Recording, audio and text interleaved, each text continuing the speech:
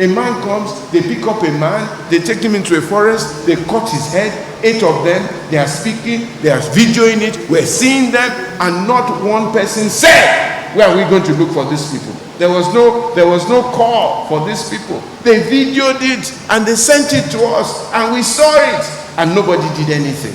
I mean, how can that happen? How can that happen? And all these herdsmen that are in the forest, all these kidnappers, the police know them.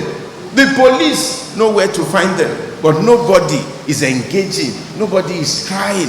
It's a business. It's a business. People are making money from this thing. People are selling arms to these people. People are making money from security votes. People are making money from the pain and the death of innocent people. And that's why this problem is not being solved. And somehow we're looking away. Nobody who has authority is really concerned. We can solve this problem if we say together we want to solve this problem. We can solve the problem.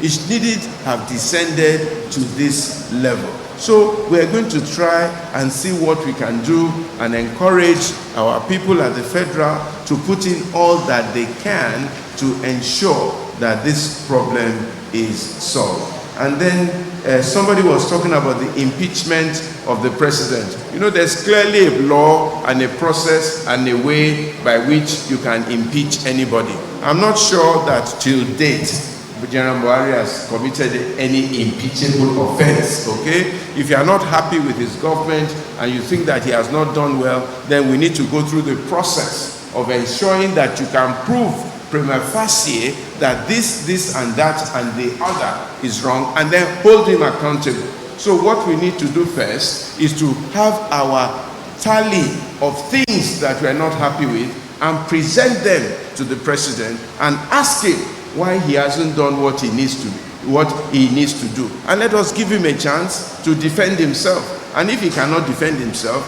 and if any of those things are impeachable, then by all means, let the law take its course. Okay? Donald Trump went through this impeachment process twice, and the people spoke about it, and so on and so forth. So let the law take its course. But I'm not going to be an irresponsible Nigerian calling for things when I don't have evidence and documentary evidence. The one I know about, I know. The one I don't know, I say I don't know. But this time around, what we want is for our president to show more interest, to show more energy, to show more commitment, to show more leadership in this issue of Nigeria, and to tell us exactly which direction he's taking this nation.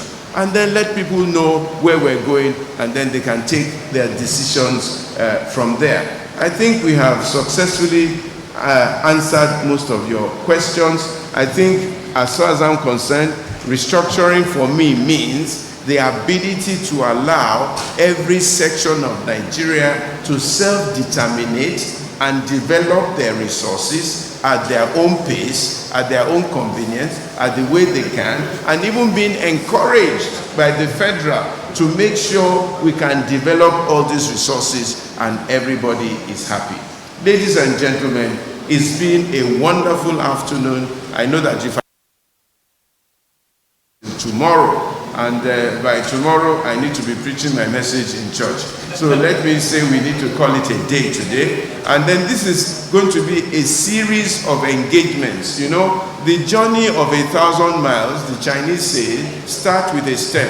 You know why a lot of these things have failed in Nigeria in the past? It's only one word. A lot of the people who have tried to do this thing, most of them are not sincere.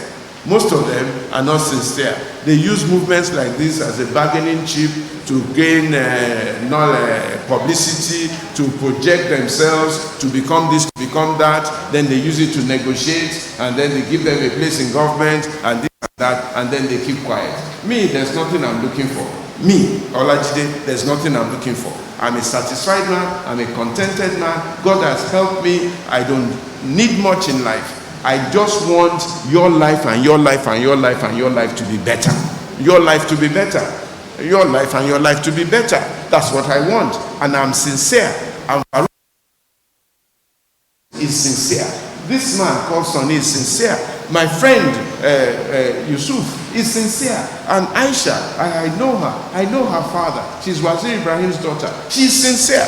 There's nothing any one of us is looking for. Nothing any one of us is looking for. We just want Nigeria to be better. Simple and that. Farouk is a politician and he likes to get office. No problem, but he's sincere about it. And he wants things to really work in Nigeria. And we must make sure that Nigeria must be this thing. Somebody is asking me, should the next president be a man? I don't care.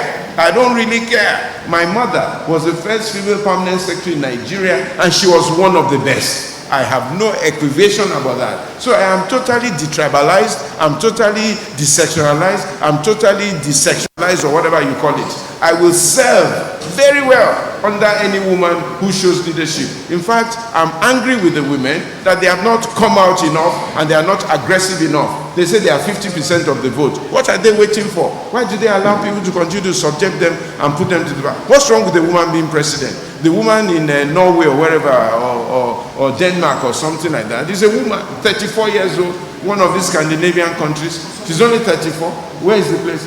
Kosovo. She's only 34. She's doing a brilliant job. One of them, I think the woman in Australia or somewhere like that, they say she's the best president who did the best during COVID. What do I care? All I want is a venue for me to express myself, express my craft, live in peace, work hard, make my money, look after my children, preach my gospel, evangelize, and go home.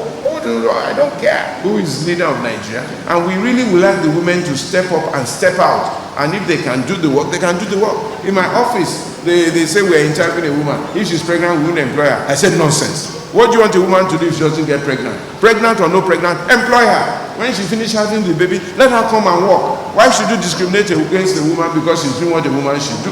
These are all the nonsense I have stopped in my office. We employ anybody, anyhow, as we want, as long as you are competent. That's what we are looking at. As long as you are competent, you are ready to follow the rules of our organization, and you are ready to work out, we'll employ you. A woman came for interview, she was pregnant. They said, we can't interview her. I said, why can't we interview her? What do you expect a young woman to do? You don't want her to have babies? Let her have a baby. When she has the baby, she starts work. And if she's ready to work, she starts right now. Is pregnancy a sickness? It's a natural thing. If my mother wasn't pregnant for me, will I be born? How can you discriminate against a woman because she's pregnant? Tell her she can't go on maternity leave. If she wants to go on 12 maternity leaves, she can go. She can have as many children as she desires. She should just do my work. That's all. She should just do my work. She can work at home, she can work offline. And I'll pay her. And I'll give her maternity leave to look after the children and bring up the children very well. Why should we discriminate? Why? I am totally against any form of discrimination. And we must make sure that Nigeria becomes a better place. We must talk to ourselves. You must go back to your homes and talk to your home. Talk to your husband, talk to your wife, talk to your children. You must go to your village, talk to your cousins, talk to your uncles, talk to your aunties.